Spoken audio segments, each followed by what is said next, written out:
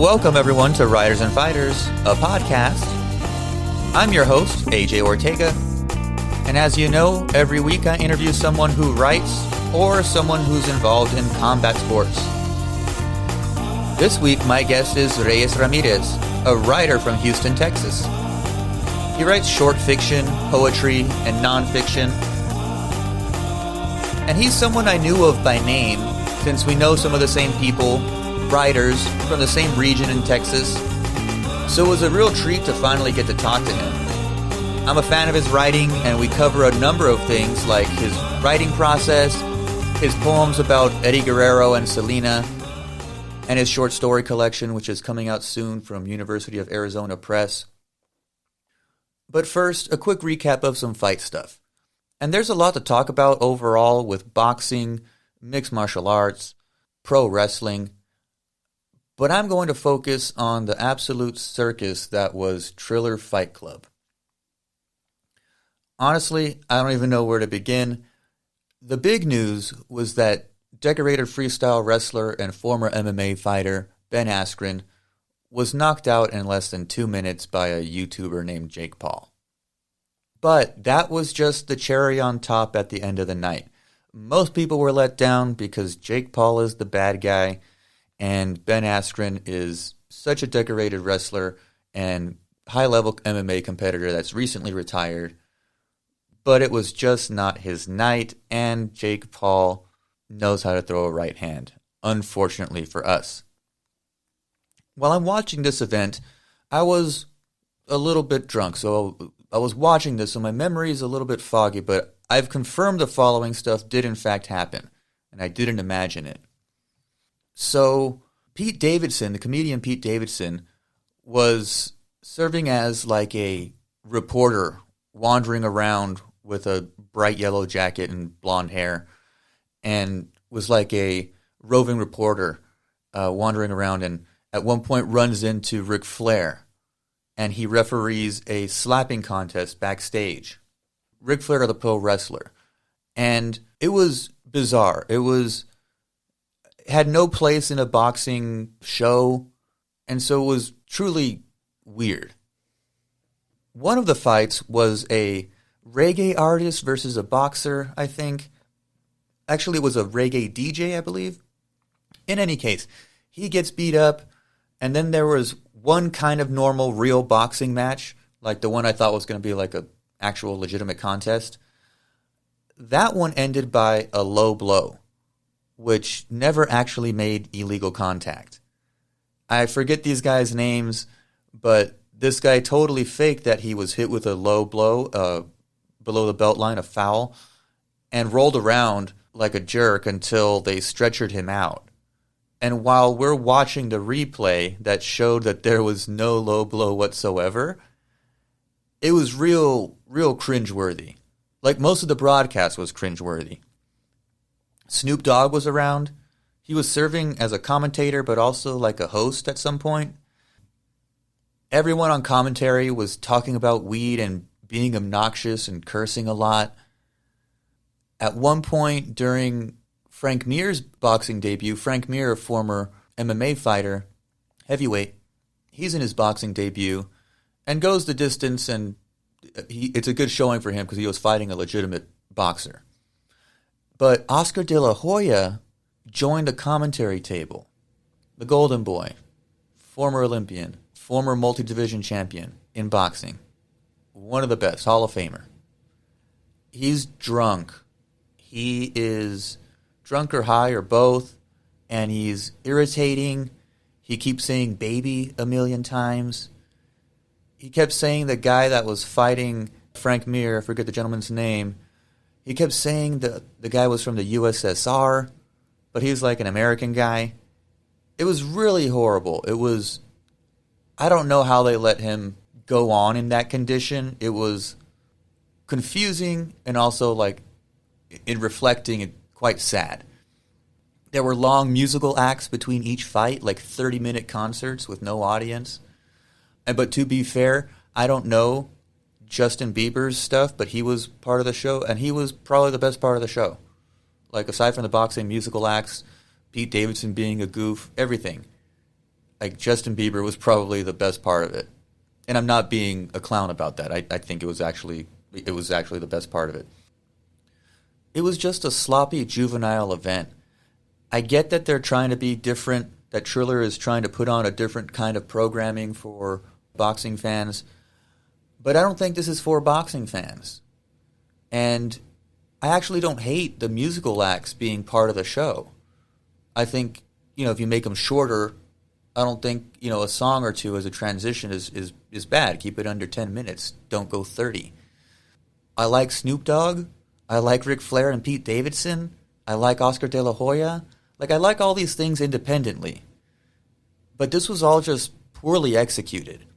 And there was just a whole lot, just too much weed talk and cursing that was really annoying, even for me who loves both of those things.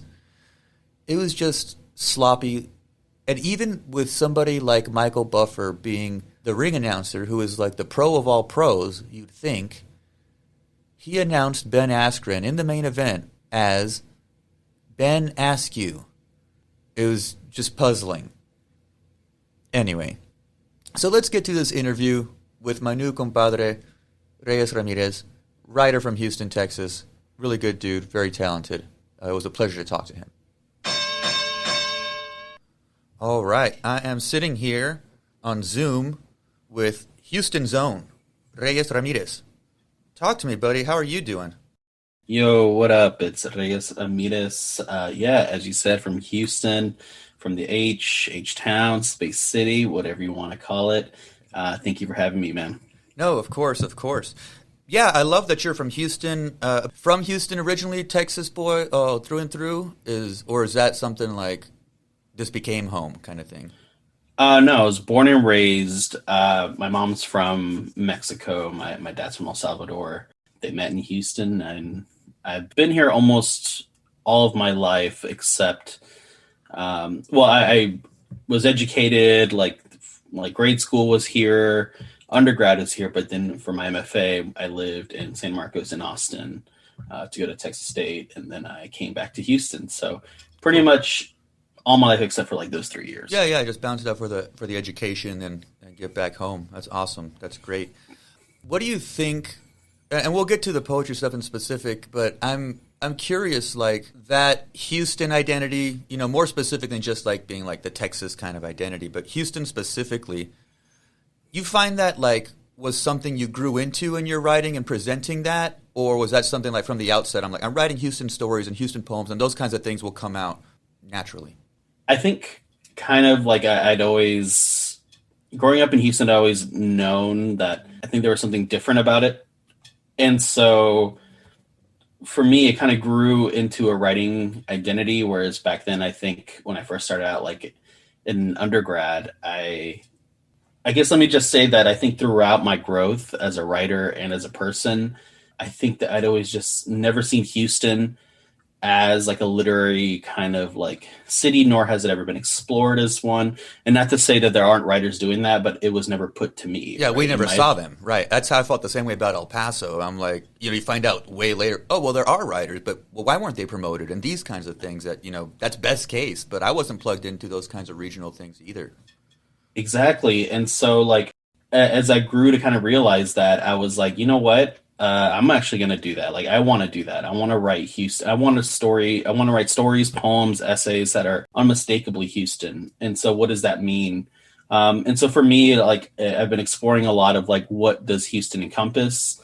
Where have I lived in the context of Houston? And I just think it's interesting in terms of major urban identities, especially in the context of Latinx writers. You have New York, you have LA, you have Chicago, but then Houston is nearly absent from this ideation of the urban, because I think Houston also encompasses urban, suburban, the rural, the Gulf Coast, and it's constantly a city on the eve of destruction. And I think it's and it's also a city if not one of the most diverse cities in America. Right. And even myself as a Mexican and Salvadoran American, which even here I still get well, how did that happen kind of questions. And so it's kind of I think a city full of just so many different gateways to different ideas of existence. And so I wanted to be I want my stories, I want my poems to do that. I want them to be like access and gateways to like things that perhaps aren't seen as like artistic, or not seen as like or not, or I feel like haven't been explored a lot in their part of like kind of the Houstonian kind of DNA. Yeah, I think that is. I think that's very true in terms of the place you're writing about and from, and then also the content that you tackle. Which again, I admire in that you do tackle those things. That hey, maybe like this belongs in poetry. This belongs in the world of literature. Like, well, yeah, and we'll get to some specific things that I think are really neat. You're a writer, but do you identify yourself like I'm a poet first, or like I'm a fiction guy first, or you're like I want to write all the things? And how did that start? Like, was it poetry that started it, or was it other types of reading that got you into the writing thing? Yeah, like so I identify primarily as a writer. I think in my exploration of different like arts, genres, mediums, I just think for me playing with words and playing with language is like my ultimate kind of like goal. And I think poetry is one of the like best ways to do that. But I think like fiction and essays and even reviews and criticisms, I think they all kind of entail or like they connote something like of a different writing approach. And so for me, I think from I just want to explore all those different ways of writing. And so my goal isn't to like excel in poetry per se. My goal is to explore language and forms and all their and all the ways that that been handed to me. Just because I think growing up, for me, I was always told like, okay, this is what this is. This is what a poem is. This is what a fiction story is. This is what an essay is. And for me, as someone who is like Mexican and Salvadoran and grew up in Texas and, you know, in a blue city and a red state, and there's all these contradictions and stuff like that. And I just go, you know what, like this language of English and Spanish, you know, they're forced upon like people. So I might as well just fuck with it. I might as well just play with them and like take them to their extremes or route them or do whatever I want with them. And so for me, that's always been my thing, just to like, how do you mess with language and form?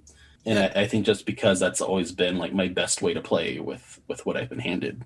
yeah, I think that's cool to play with.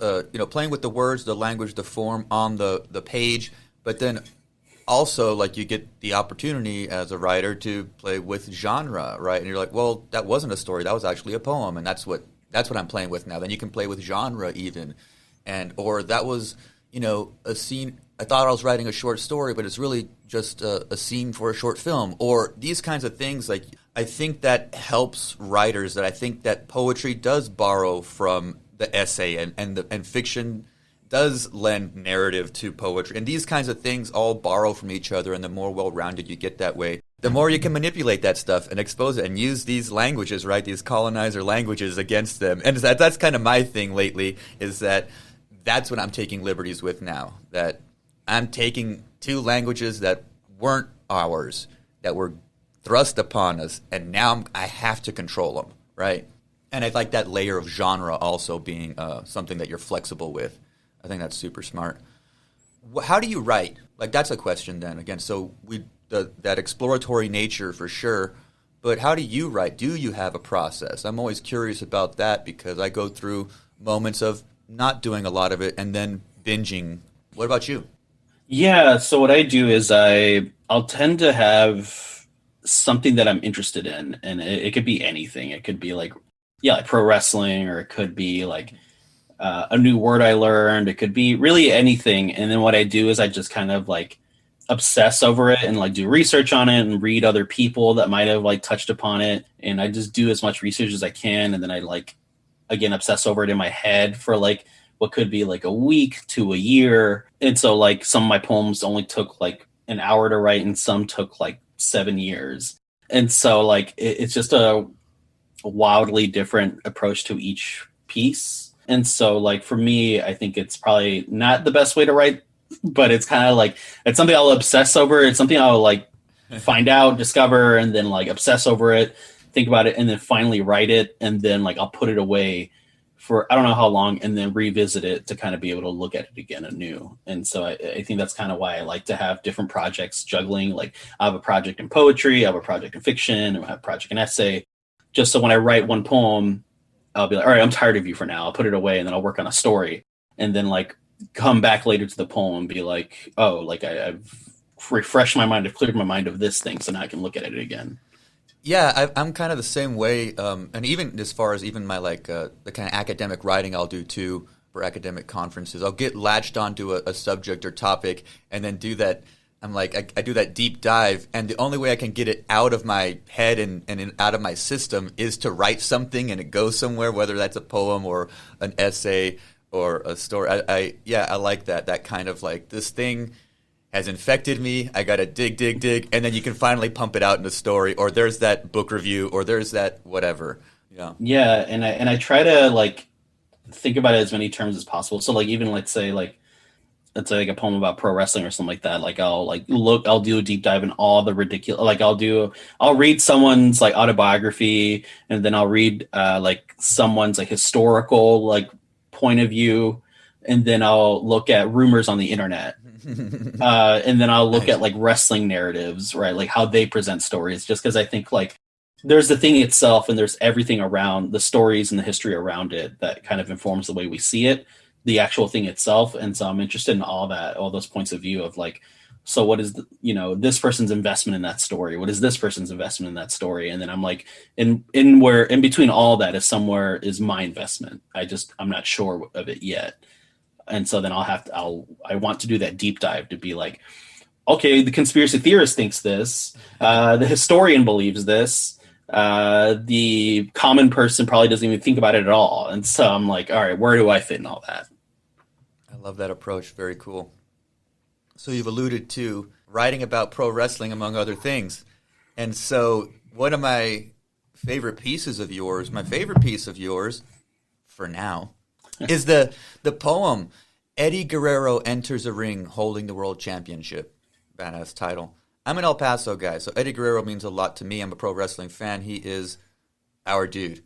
And then also in this piece, he's our dude, right? Like I love the use of the pronouns in this, very deliberate and precise, in that we saw one of our tios, one of our cousins, win a championship. Like we saw a Latino embodying the Mexican face, the Chicano style, all these kinds of things.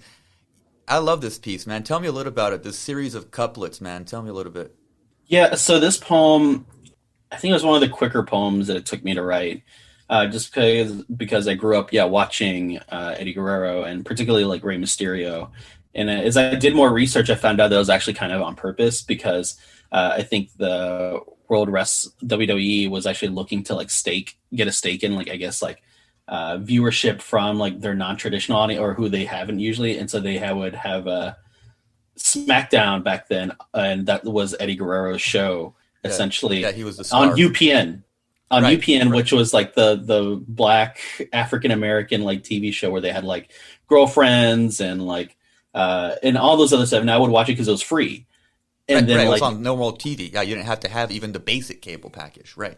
yeah, and so I forget what day it was. I think it might have been Friday nights where I was like, "Yo, it's wrestling time," just because every other content was like whatever, but here was like this kind of like spectacle that you had to see. And then like here you have like Eddie Guerrero who's like mixing like these different wrestling styles just because I didn't know this at the time, but like his dad was like considered one of like the godfathers of like lucha libre. Oh yeah. And what you get is like as I did more research and as I looked more into him and like I watched his wrestling, I was like, this is a style that's based upon like lineage. This is something like it's very rare for me to in sports, in particular in American sports and media pop culture, that you'll see people of colors having lineages of art. And so here is Eddie Guerrero, this man who is like kind of grew within this art. It was an art that like kind of belonged to his family. And you don't really get to see, it's almost like royalty, right? And I just don't think that was ever really depicted in American media. Like, can you imagine like a person, particularly like a Mexican American from El Paso, a city that usually America gives no shit about, like, Right. and Yeah. here he is like innovating art and creating different styles and growing with other artists. And it just wowed me, and to see kind of like the playfulness with the body and like what he can make the body do as an art form. And, like one of my favorite moves that I saw him do was like the lasso from El Paso, where he like, I'm not going to describe it exactly, but like I was like, yo, like that doesn't even make sense. How would you even pull that out in a fight? But I'm like, it doesn't matter. Like Yeah, the and therein lies that again that blending of the styles, where that we have to lend a certain amount of believability to it, the wrestling. But Mexican wrestling, lucha libre, is more about being aesthetically pleasing to the eye. That the acrobatics and the fluid motions, the hurricane ranas and arm drags that are distinctly look like you're watching lucha, right? And so he had to blend those, and so he still retained some of those moves that didn't look effective, like okay, well, certain headlocks, like you'll choke someone out for real, right? yeah, And yeah. some of the moves are like, why would the guy flip that way if you did this, right? And so Yeah. you just run with it, yeah. It's so that's the art itself, and then the history around it was also astounding to me. And then you kind of look at like the way he was presented. To me, he was like this like artist, artist that was handed down a craft from his family, and he continued it, and et cetera, et cetera. But then like the way he was presented on TV was kind of like this dirty Mexican thief who would like steal things, and his catchphrase is "I lie, I cheat, I steal."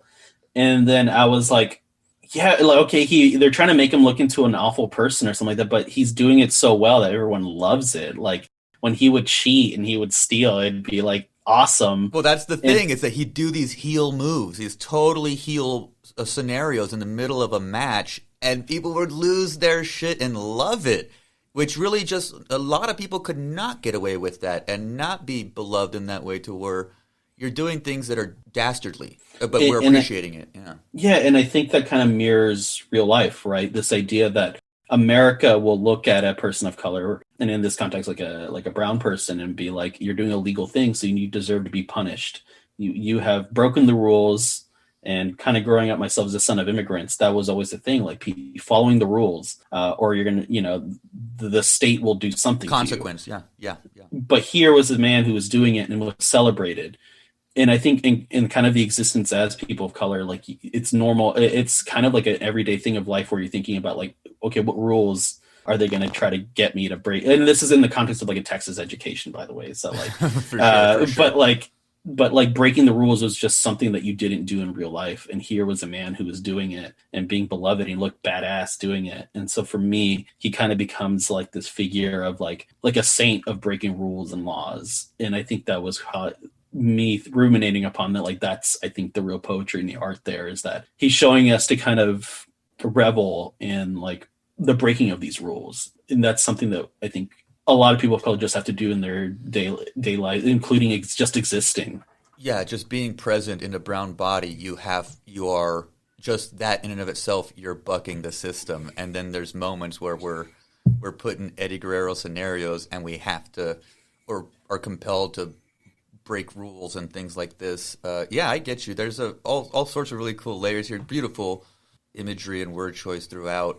But I liked the use of the we and our, that collective kind of point of view in certain moments. I thought was a really brilliant way, because wrestling is audience centered. This is the audience responding in a certain regard, right? Like, and so that collective we is pretty badass. I think it's sharp, dude. I admire it. Yeah, because I think that actually comes from I forgot what the term is, but it's when you like misremember something. Like you remember it's something being specifically I think it's called like the Mandela effect, where you thought something in pop culture is this one way, but when you actually look at it, it was the other way. Like for example, I think like Looney Tunes, right? Like usually people think it's like the spelling of the two O's in tunes, but it's actually always been just Tunes. Yeah, music. Yeah. But for me, I always thought it was. I think I forget if it was like if his theme song said "We lie, we cheat, we steal," or "I lie, I cheat, I steal," and I think I always mixed it up, and then I looked it up, and I think ultimately it was "I lie, I cheat, I steal." I'm like, where did I get "we" from? And so I'm like, well, when I just make it true, so then I just wrote it into like the poem of like misremembering something, like. But I feel like I came to that kind of like whether consciously or unconsciously, I came to that conclusion that he said "we." And so it's just like, let me just make that true. Yeah, that kind of implanted memory, right? That we like will again misremember, that kind of Mandela effect phenomenon. My wrestling like implanted memory is the Hogan and Andre body slam. Like my actual memory is like Gorilla Press Slam. Like like a superhuman feat. And I'm like, that didn't happen. Like I thought, but just Hogan barely lifting him off the ground and dumping him sloppily. I thought it was, that's the story. You think it's so amazing. But in my brain as a little kid, it was just power. And he held him up and everybody cheered. Then he threw him. I was like, that's not what happened, dude. What are you thinking? And so, yeah, wrestling has an interesting power over our memory. I think I've experienced a couple of those too. Pretty awesome. The other poem I really liked of yours is this Selena one. Selena's last concert in Houston. She was one of our real big figures in pop culture that we could admire. Everybody was aware of her, even if they didn't listen to her. And so I thought that was a great subject. And like I saw this meme recently, and it was one of those like Mexican Instagram pages, and it said like, it had a picture of Eddie and Selena, and it said, if you don't recognize these two Chicanos from Texas, then you're not a real something like that, you know? And I was like, well, yeah, they're two of our biggest ones that are very, in one regard, very niche and for us. But also everybody was aware of them. Everybody plugged into music was aware of Selena. Everybody plugged into pro wrestling is aware of Eddie Guerrero. And so tell me about the Selena poem. Yeah, so like just to kind of like just kind of pick up on what something you said. Like it's actually funny because I've had like friends who are, you know, Latinx from California, and they're like, dude, what's the big deal with Selena around here? I'm like, yo, that's right. Y'all don't really like get her. Yeah, they just don't know why we're obsessed with her. Yeah. And it's now like interesting to see kind of she's like a national icon now, but like that was something like it took time to develop and grow into the national consciousness. But the poem itself, kind of in league. So at the time I was writing a lot of poems about kind of Latinx historical figures, particularly within my context, like Mexican and Salvadoran American figures. And so I was doing research on like, okay, who are some figures that we do know and who are figures that we don't know? And so Eddie Guerrero and Selena, as you said, are like mainstays of the Texas Latinx, Tejano, Tejana kind of like consciousness, right? These are like kind of the standard bearers of like what the art, right? Because they both kind of innovated their art in different ways. Based on their own history. You know, Selena was handed music by her family, that lineage of art that is erased. It's almost seen like, oh, she's an anomaly, but no, and he's an anomaly. No, these took time and lineages to establish. And so I looked at different historical figures that we don't know about. And so Selena and Eddie Guerrero are part of a series of poems that explore like historical figures in American history, particularly of Latinx descent. And so Selena was no different. And so another example in this series would be George Melendez Wright. If y'all haven't heard, he's like a Salvadoran American park ranger, but stuff like that. And so like Selena fits into that kind of like grand mythos of like Latinx identity, just because even the idea of Latinx is so, it's so big that it almost means nothing, but it means something. There's something to it. It's almost undefinable, but there's just something to it. And here's someone who's providing that substance, that's something to what that word means. And so for me growing up, like, yeah, you know, my sister listened to her a lot and I listened with her, and I didn't know at the time, but I was just like, whatever, you know, it's music. But as I grew, and especially after her like assassination, I was like, there was something here that was so powerful that it had to be taken away in a way. It was like, someone looked at that, was like, that if I can't have that, then, you know, and it's kind of like that always got to me of like, how do you become like this amazing innovator of art and identity and craft and all that stuff, and then it's like gone. And I think that's always just kind of like a thing that we have to contend with. It's kind of like we're always constantly thinking of what could have been in terms of like Mexican American Latinx kind of identity here in Texas. Like the joy we find in her music, and there's kind of like the grief we find in like what could have been. But what's important is at one point it meant something, and it continues to mean something. And so the poem is kind of like an exploration of that sentiment of like something that's so grand, and you feel that you're part of that grandness, and then it's taken away, quote unquote. It's not gone. But. Sure. And I think that shift in the middle of the poem, when that happens, is really, it's a jarring moment of the poem. It's and again, in that kind of analogous way to getting that news, right? That, oh, well, one of ours is gone, and she was assassinated. And right in the middle of the poem, the third stanza, the first lines, she will soon receive a gunshot in her shoulder. infinite potential spilling out like milk out of a tipped pitcher. God damn, you're good, Reyes. That's a good one, dude. And that moment where it shifts, and then the next stand, we shouldn't fear what's greater than us, and so on. And it gets really heavy and beautiful in that is both those things, that front end of the poem, that beauty of her performing and that tragedy of her being assassinated are inseparable. And when I listen to her music, I have to feel both of those in a weird way, you know, and be conscious of that. And so Exactly. I think it's beautiful, dude. Very cool. Very cool.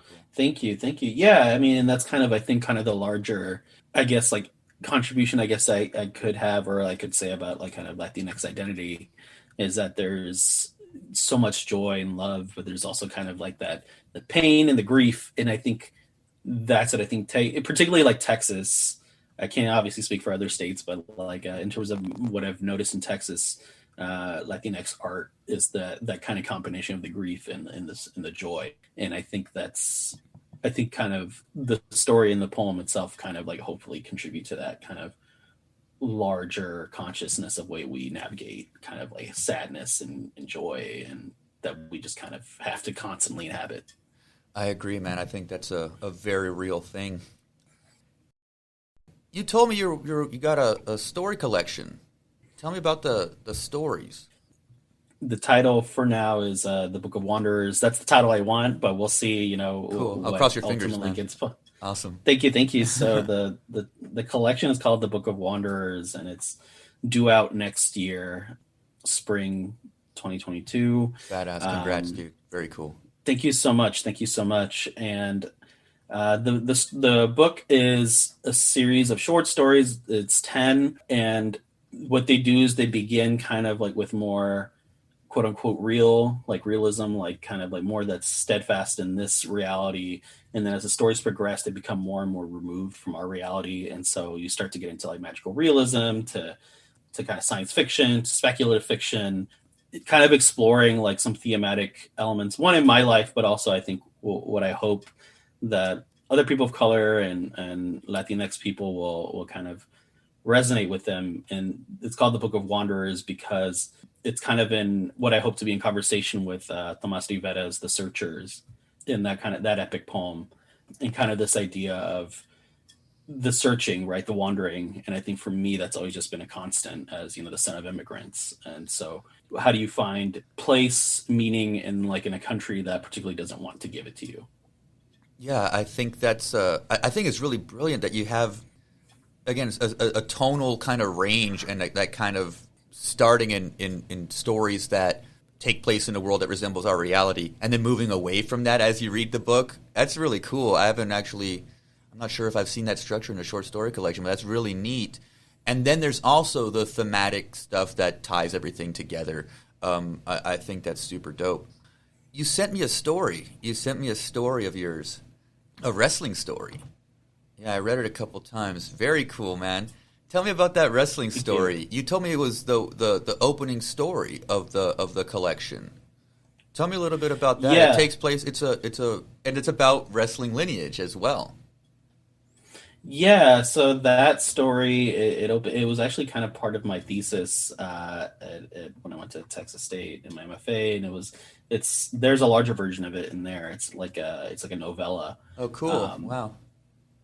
And so for me, for this purpose of this collection, I kind of got it down to a few pages from, I think originally it's 90 pages, and now it's down to 7. Oh, wow. And so here in this context, what it does, it explores very much the process of an art.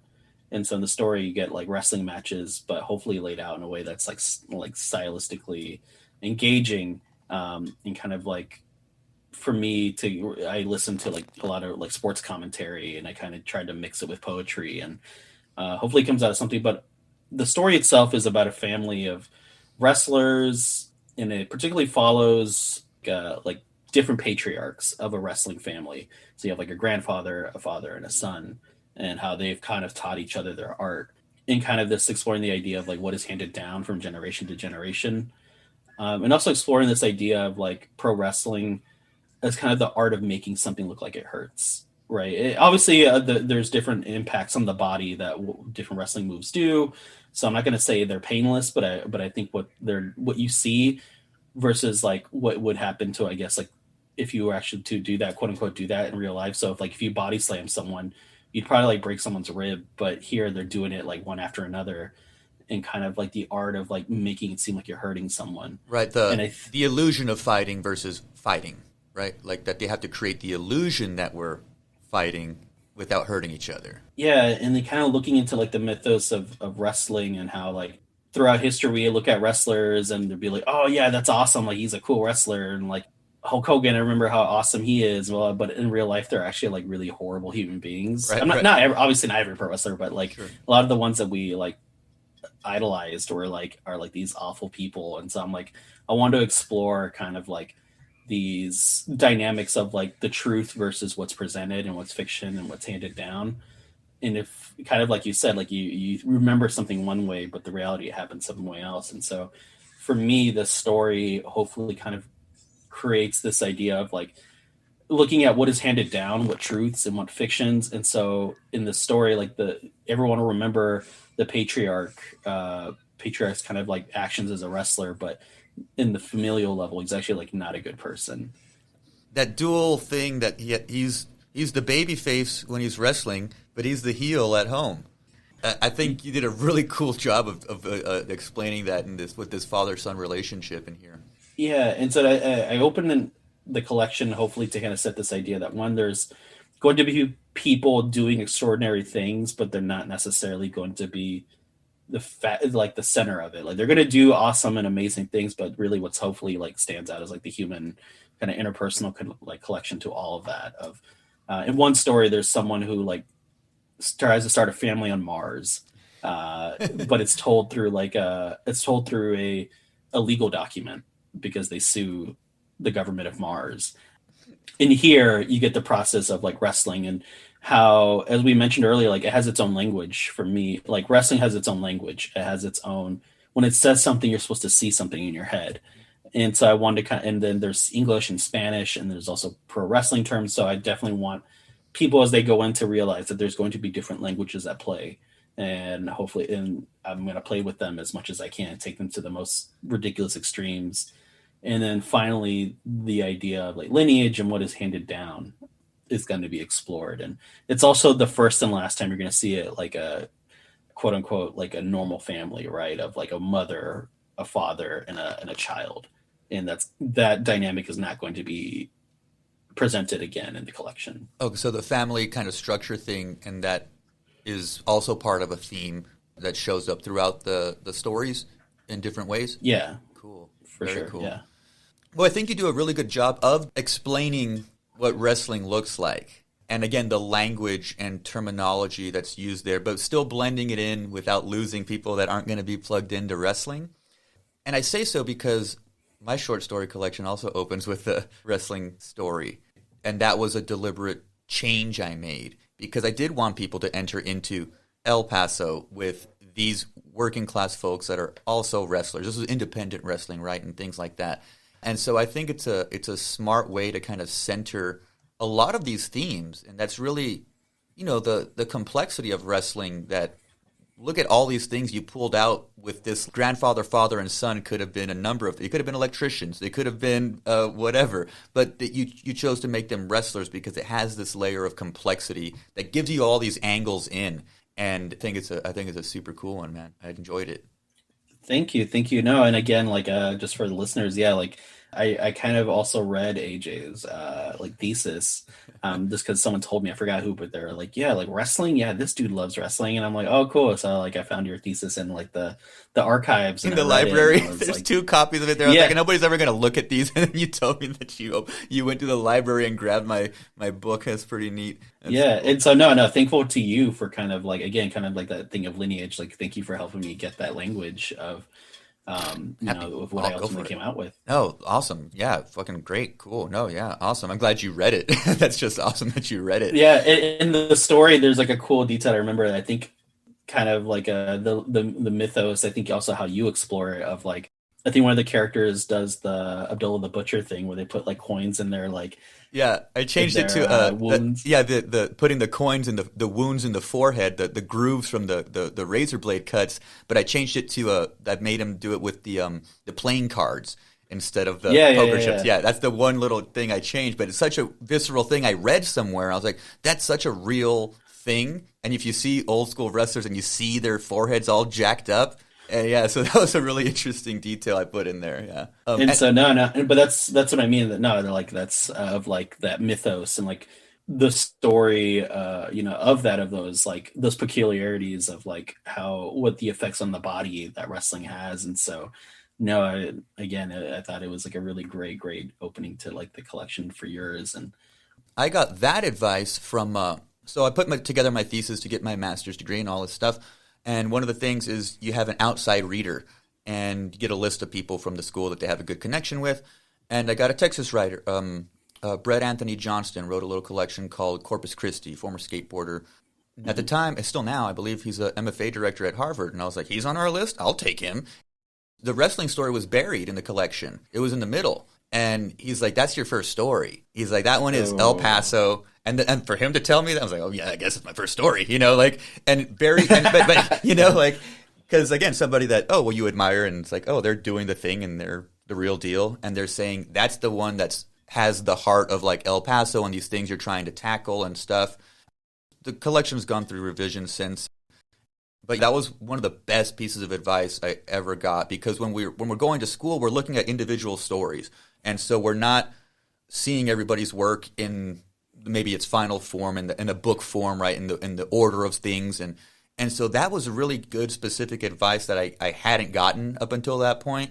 And so, yeah, so thanks again for reading it. Shout out to Brett Anthony Johnston for giving me that good advice. Yeah. no, shout out to you for writing that for writing the great stuff, man. Thank you. Oh, no, very cool, man. I'm flattered, man. Thank you for inspiring me. Shit, so man. I appreciate that. Very cool. Very cool. So one of the last questions I want to ask you, this is writers and fighters. We've been talking about both, but I always ask my writers, have you done any training in combat sports? You interested in any of this stuff aside from like maybe wrestling and lucha? So as far as training in combat sports, no, I have not, but it's something I definitely wanted to do because I hope to kind of maybe one day expand. Because originally, like I said, the short story was a novella, and then I shortened it down. And I'm like, it was like 90 pages, and I got it down to 7 pages. I'm like, there's 83 other pages or whatever, man. Oh my so God, like, Reyes. I would lose so much sleep over that. Like I lost 20 pages of my thesis manuscript because I just didn't need them, and that was so painful, dude. Like, so the whole novella going into 7 pages, that's amazing.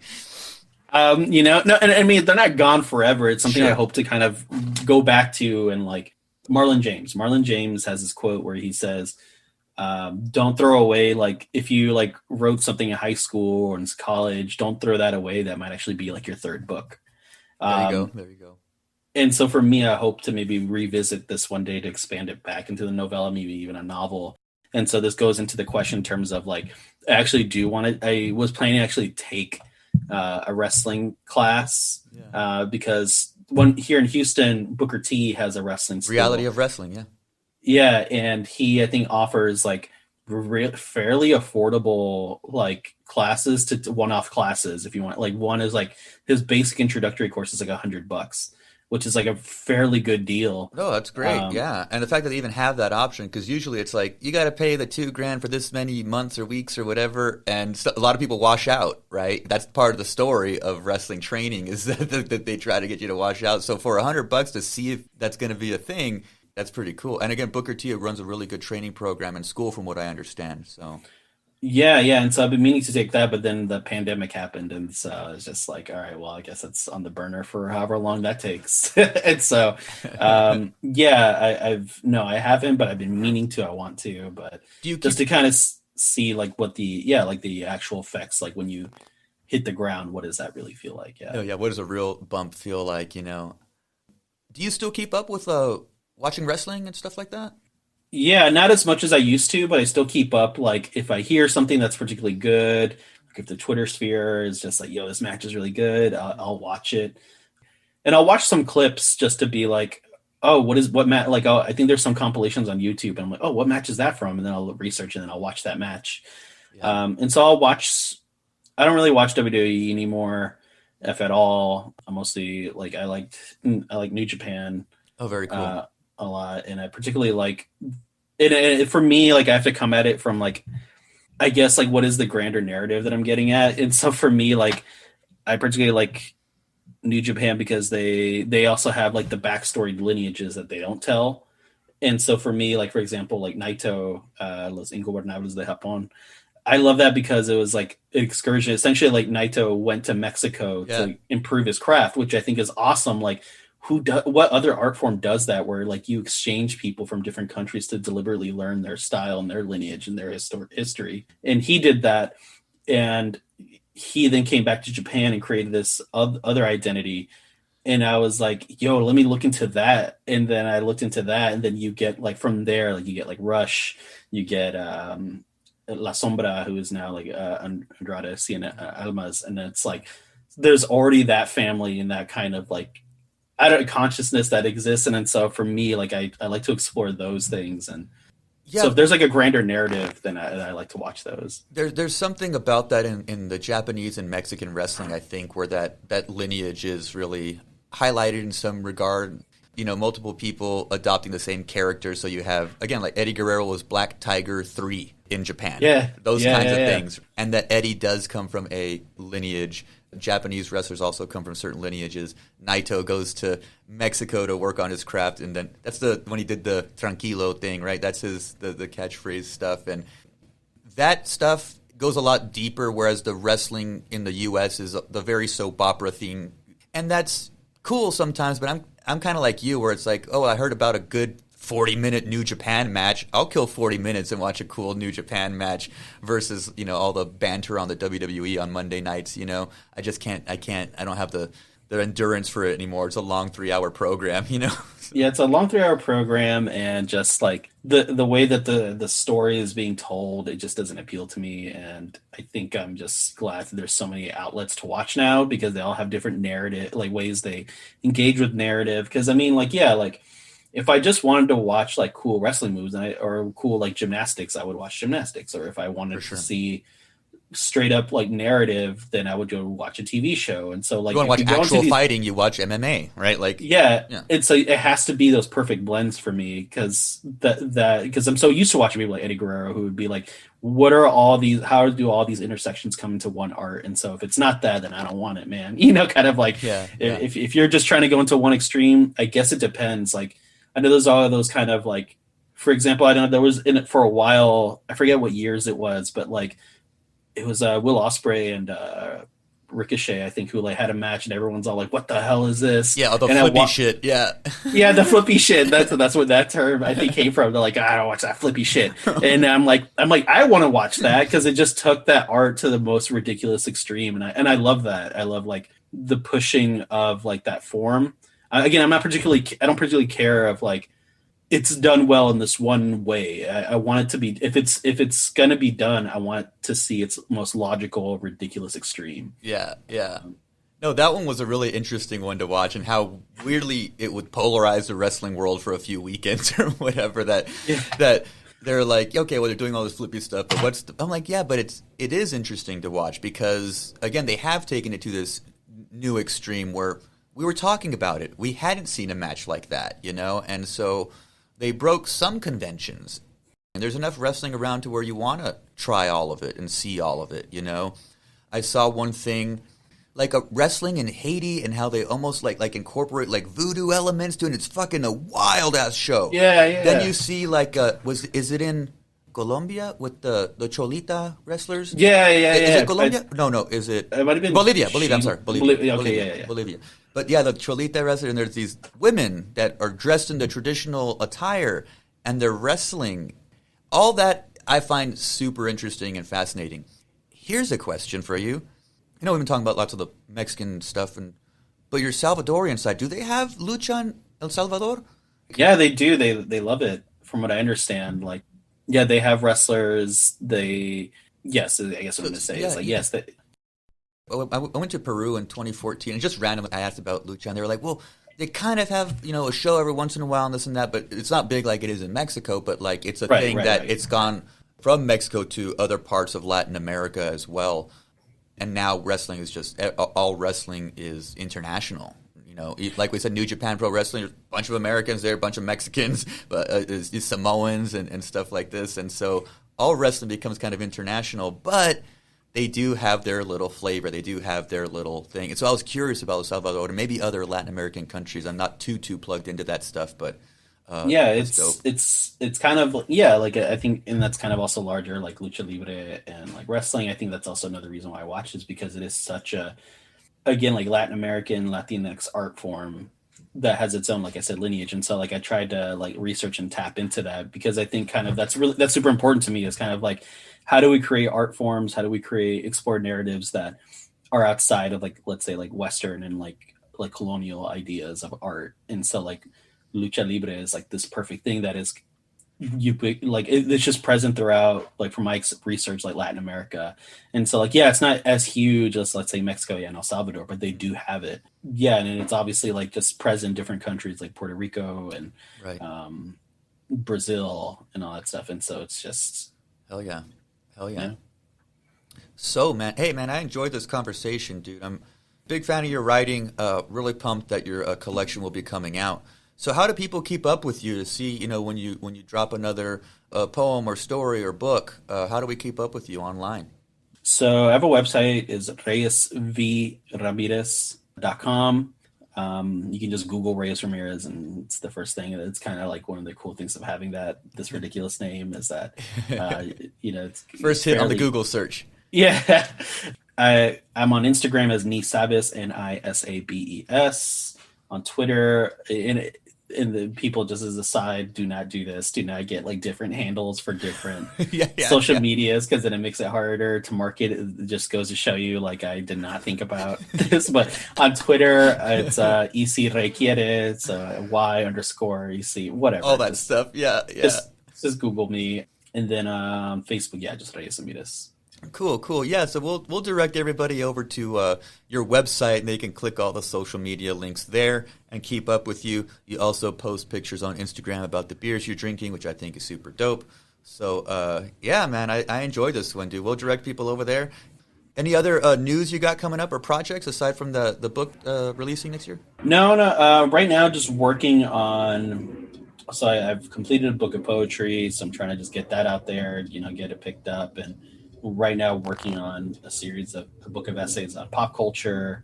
So wrestling is going to be one of those things, just because for me, it seems like the writing on wrestling is either like super, I think the main thing that people refer to is Roland Barthes' essay on it. It's 70 years old or something like that. Yeah. So I think that's where everybody starts. Yeah.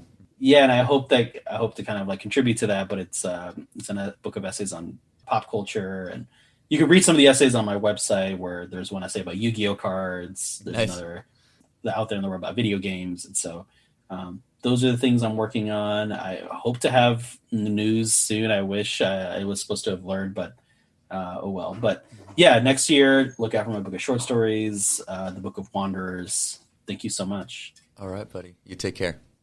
You too, AJ. Thank you so much.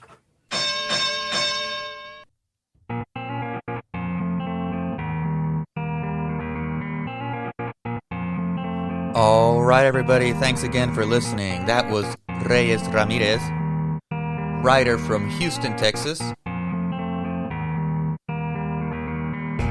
Again, if you want to keep up with Reyes and his writing and check out those poems we're talking about, you can punch him into Google or go straight over to reyesvramirez.com. If you go over there, you'll find the social media links as well.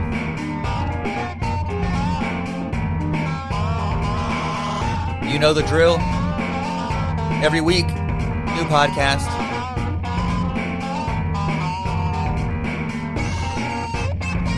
If you want to follow the podcast, you can go to writersandfighters.com. We're on Instagram, Twitter, Facebook. Subscribe on all of your favorite podcast apps. That way you get the alerts when a new episode drops, typically on Sundays. All right, y'all. Appreciate you guys listening. You guys be good. Be safe out there. Be good to each other. We'll talk next week.